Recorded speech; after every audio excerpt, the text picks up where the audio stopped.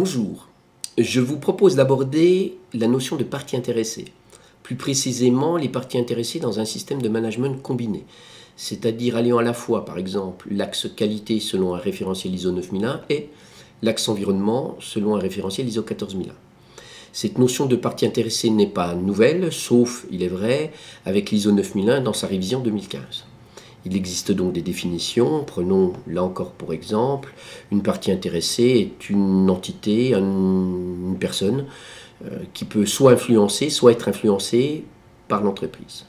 Le client est à ce titre une partie intéressée. Il en existe bien d'autres comme les fournisseurs, le personnel ou encore dans un grand groupe les services centraux.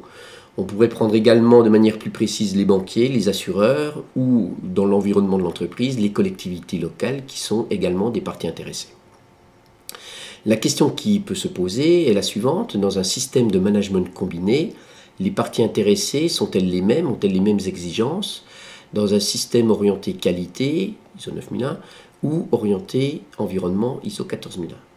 On sent bien une différence.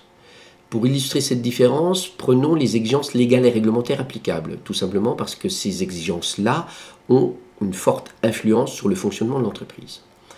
Sur un axe qualité, les exigences légales et réglementaires sont tout d'abord celles relatives aux produits. Elles sont d'ailleurs très fortes dans certains secteurs d'activité comme l'agroalimentaire ou encore le dispositif médical. Alors que sur un axe environnement, les exigences légales et réglementaires applicables sont plutôt celles liées à la maîtrise de l'environnement.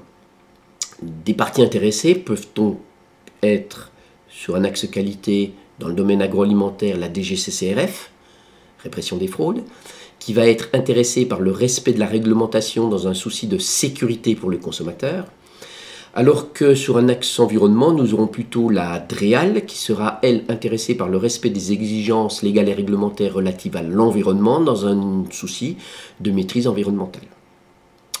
Il est à noter qu'il est intéressant de prendre en compte ces parties intéressées-là, car elles vont nous obliger, je dis bien nous obliger, à les positionner, voire à les hiérarchiser par rapport aux exigences, aux attentes du client.